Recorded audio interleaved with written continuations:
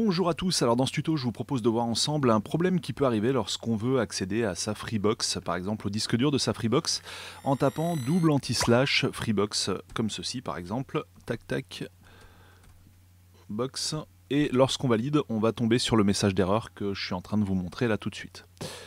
Allez hop, voilà, je l'affiche une deuxième fois, alors on va le lire vite fait en fait. En gros, l'idée, c'est que Windows ne peut pas accéder au disque de la Freebox parce que la Freebox utilise un protocole obsolète qui est le SMB1. Et maintenant, ça nécessite un protocole nommé SMB2, donc plus sécurisé. Alors, lorsqu'on tombe sur ce message d'erreur, autre problème qui survient, lorsqu'on parcourt les ressources réseau, on ne voit tout simplement pas la Freebox apparaître. Alors, comment corriger ce problème? Pour commencer, on va ouvrir notre petit menu démarrer ici et on va taper Programme et Fonctionnalités. Ok, donc là, on choisit la première rubrique, activer ou désactiver des fonctionnalités de Windows. Et regardez ce que je trouve ici, SMB 1.0, qui n'est pas activé. Eh bien, donc on va s'empresser de l'activer. On va cliquer ici, on va cocher toutes ces cases. Puis on va ici tapoter sur OK. On attend l'application des modifications. Et après, on va refaire un essai d'accès au disque dur de notre Freebox.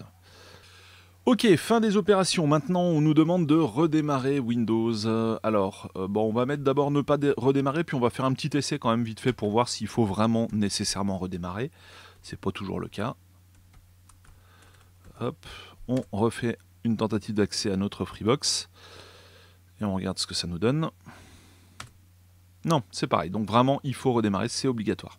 Allez, on y va, c'est parti. On clique ici, puis on choisit redémarrer et on regarde si la modification a fonctionné. Alors là, on voit quelque chose à l'installation, utilisation des fonctionnalités qui se déploient sur la machine. Ça doit probablement être ça, parce que c'est pas le genre de message qu'on trouve sur les mises à jour habituellement.